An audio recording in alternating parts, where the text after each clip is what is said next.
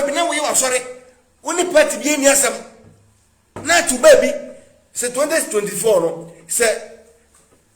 enwo na efese moja na ase ewo mahama nsem na adware no say wo di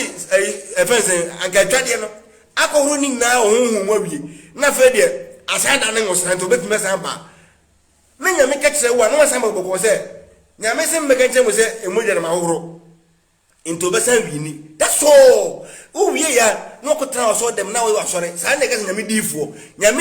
me sen kom ni mem wo ma di credit e ma ni nam kom me e ma pete ni beti tesa ma sen kom ma ba munti e sen ka Elisha no mbo mba ye me eja be hye ba konfo no enka onamwa ka de wo kroni na no kere be so na apakan how come umi na infai nke etinfo NPP fo amoso da mo se NPP fo egu Owusu Bempah ni mo ase mo simu trase mo nu na egu ase no na mo nyaisa na mo nu ma na de mabosua NPP cannot do anything to him on timi na hwe bibie no ma on betimi ada support no oye komisheni di nyame kete no bekae wawie akufo do so ayade okoda na se okone nchen on the 7th for ye didn't say kunya so wuti ni nchen ti se na he e die ni mutie no de ma woni papa ya nwu ani mu ase una wugu okufo do ni mu ase una wugu papa no ni mu ase e kom sha wo hye ni adi nna no he say sakoda ni mu ase una wugu papa ni mu ase mo amanfo bonachi ani wa bitre ni na ye political toss se woni mu a baba Owusu Bempah e ye politics no mo ye omo kekese ya se ne be ya obese aise maba NDC no mo nyawo na wo bia ya sai jojo me say mark my words NDC na wo so ko wa je asafo ade ko asafo ko e de ma wa wo say ye nnu ayi 2023 kwa so wa je asafo ade ko no hwe ye no wa sai me hyen kom say nyame sa de asafo na ma back e pa cho won kom so no ya som NPP for ya som de waka no ya som say twe hwe ye no wa sai me kan kire en say nyame sa am wo yesa fanda bere oso no waka chichenum enka sa wo no kwa wonti mintum lika bium waka le pa chew ma oso ni tie entra achechenum a ne enko opposition na fa ko makitire o ka kire okufo so be okufo ka kire mo ka kire o play say owu na we hero na de waye wasase we su no owu o tinfo owu me nwura no 3 years ni kufo gusu tiase kufuo otiase obeka se na oba menchen kufuo ma wonchen hu kufuo ma ye hwe wan small bi ama wonchen wa anya mane bia e di amane ya konfu ahimfie akonfu dem you see wana wo bre wo kasa wudumadi na se wo no ma kwan ma nkrofo wo bre wo ase e me hyenkom bia madane no ya som de wo kan na ya som yewri so ye kra ya bre MPP party no de ye na so Ghana foni enti ya bre enti ye kotrase na de omo se o e kinkon na emfie num omo tena dum so emfie num allowances achicha foko no mobo ene nursing training allowances na omo hure fees anu mo we nyina eto sa no mo we nyina eguye ne mo se obi di san fie no betu allowance no eye bibia laptop gra mu 30% 70% 70 no mo say egina ogu nani mu ase dina temo a ya bre mo monko ye beko na monko for Mahama na mo so no ye the most powerful president ever in Ghana history no monko for nemra no mra ya bre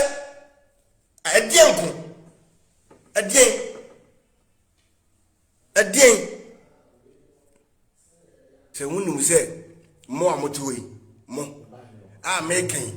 mo be kan nokure pa kire Nyankopon a nyame o hosu mo be kan nokure pa adi nokure asoma mekan se me boa mo nka na mo date into ene on the 1st on the 2nd 2023 by June enkom chefo fro ba enkom chefo fro ebeba ebeba no na abada na ese sese die masako je safo no ye mpesa fo ne biu NPP for abre because hwe enwuma papa yiye akwan enuma papa yiye pa yes sir sabama ade o yes sir Mama Owusu Bempah abe capture bibia sabatwam na ade why abe say bibia aden NPP ni bibia on me say me ko so repeat me say no video bi me ti say mo ka bi mu a mo ya NPP fo na mani abria na NPP fo every tray papa Owusu Bempah o bi tray no o ma ya ka say bi tray mo ti ase ono mo na adi hwamo ni sika the ones the queen NPP can you contribute alenche matin no na contribute no omo na say BBC to no emu ara say e bi tray omo kwa no ukotwituo me say alenche matin ko twituo wa kra na so na say obi susu kuku no na police chi no a akufo ado ntimi me yen kanje zi nya no me catch no plane akufo ado no omrum na so president no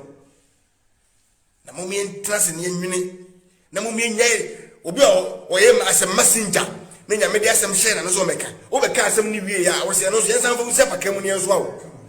Asem messenger no se ambasa wona nya me na kete na be ka ya o wi ya la se na be she won komo mo hye komo ni wi ya o be ka wi won okọ Yesu ye se Yesu won komo na si e be wo ba bi ye share na won komo no ye wi ene odi for o share komo no onu ne e bondi na se Yesu ne bondi adi ntina mama ya makwa ma se akwa je tim bia no na papa ya ba GMB ni mu nyam nyina ebrenase mama ya hwe ya sa Owusu Bempah sem we ebe brem bibi part na se menam ka tire o but wonya hwe enso me se ka tire se me se on contribute to nothing to NPP nothing what the message na buy message na the buy no net the whole clear from 2012 say NPP ebe wini because of sympathy na Ghana for nya any dum so na amani hu na manfo na mu Ghana no na Ghana for a fed up into her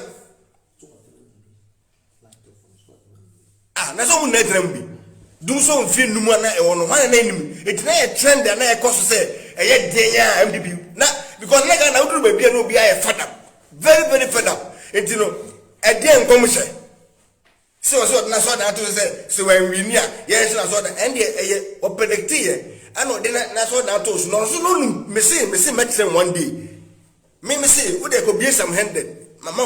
why tape no na match de obeye obehu say next 2024 me be traka do be was say ye ba parliament na parliament trans ne bobo ho ni ade na wo ye levy ya ngiti bi wo say won ti ase na to ke me fa say obi firi Kumase me kromu ni bi ti Kumase a ohun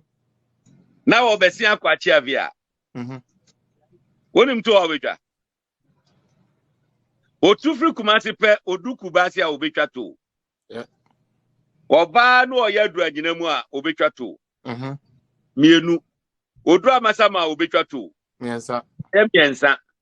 Odru tema motorway wo hiti motorway na obetwa to aye 9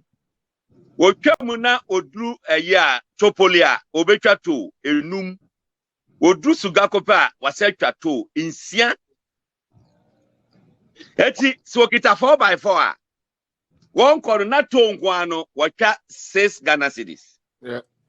whatever wasetwa 6 cedis 6 Ghana cedis 12 Ghana cedis nipa ba ko pe 12 cedis